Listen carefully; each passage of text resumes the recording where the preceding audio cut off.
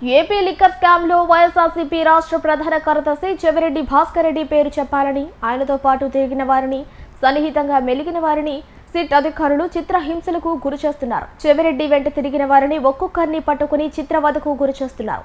పోలీసులను కూడా వదలకుండా గతంలో గన్మెన్లుగా పనిచేసిన వారిపై థర్డ్ డిగ్రీ ప్రయోగించారు. బలవంతంగా చెవిరెడ్డికి లిక్కర్ స్కామ్ లో భాగం ఉన్నట్లు చెప్పాలని నరకం చూపించారు. తప్పుడు స్టేట్మెంట్లు, ముందే తయారు చేసిన స్క్రిప్ట్లు వారి చేత చదివించి వీడియో రికార్డులు చేశారు. సిట్ కార్యాలయంలో కాకుండా రహస్య ప్రదేశాలకు తరలించి టార్చర్ చేశారు.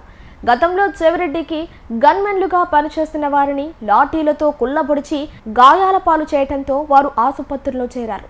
చెవిరెడ్డికి అంగరక్షకులుగా అత్యంత సన్నిహితులుగా మెలిగిన వారిని బలవంతంగా అరెస్టు చేసిన సిట్ అధికారులు రోజుల తరబడి తమ అదుపులో పెట్టుకుని చిత్రవధ చేస్తున్నారు. మొదటిగా గన్మెన్ గిరిని పట్టుకుని తీవ్రంగా కొట్టి భయపెట్టి స్టేట్మెంట్ తీసుకున్నారు. ఆ తరువాత మరో గన్మెన్ మదన్ను విచారణకు పిలిపించి నరకం చూపారు. విచక్షణ రహితంగా కొట్టి శారీరకంగా, మానసికంగా చిత్రవధకు గురి చేశారు. అలాగే చెవిరెడ్డికి సన్నిహితులైన వెంకటేష్ నాయుడు, అతని కుటుంబీకులను వేధింపులకు గురిచేసి టార్చర్ పెట్టారు. చివరిగా బాలాజీ అనే వ్యక్తిని అదుపులోకి తీసుకుని 5 రోజుల పాటు నరకం చూపారు. వీరందరి నుంచి సిట్ అధికారులు కోరుకున్నది ఒక్కటే, అదేంటంటే చెవిరెడ్డికి ఏపీ లిక్కర్ స్కామ్తో సంబంధం ఉందని చెప్పాలని ఒత్తిడి చేయటం. బలవంతపు స్టేట్మెంట్లు, వీడియో రికార్డులు చేసుకున్న సిట్ అధికారులు పట్టుబడిన వారందరిపైన థర్డ్ డిగ్రీ ప్రయోగించటం విశేషం.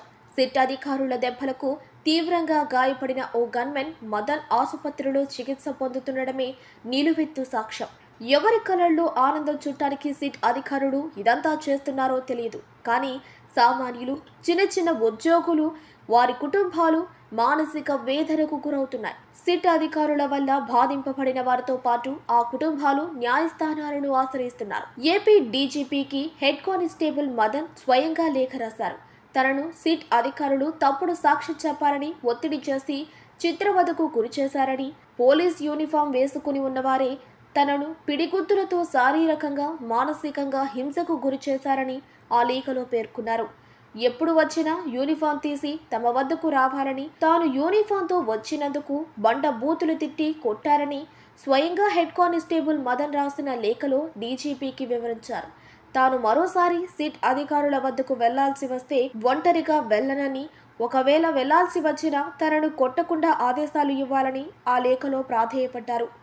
గన్మెన్ మదన్ను సిట్ అధికారులు విచక్షణ రహితంగా కొట్టడంతో గత 6 రోజులుగా విజయవాడలోని ఓ ఆసుపత్రిలో చికిత్స పొందుతున్నారు. చెవిరెడ్డికి లిక్కర్ స్కామ్తో సంబంధం ఉందని తప్పుడు స్టేట్మెంట్ ఇవ్వాలని సిట్ అధికారులు తనను తీవ్రంగా కొట్టి గాయపరిచారని హెడ్ కానిస్టేబుల్ మదన్ స్వయంగా ఏపీ డీజీపీకి స్వయంగా లేఖ కూడా రాశారు. అంతేకాదు, దీనిపై హైకోర్టులో మదన్ కుటుంబీకులు పీల్ దాఖలు చేయడంతో నేడు విచారణకు ఆదేశించింది ధర్మాసనం.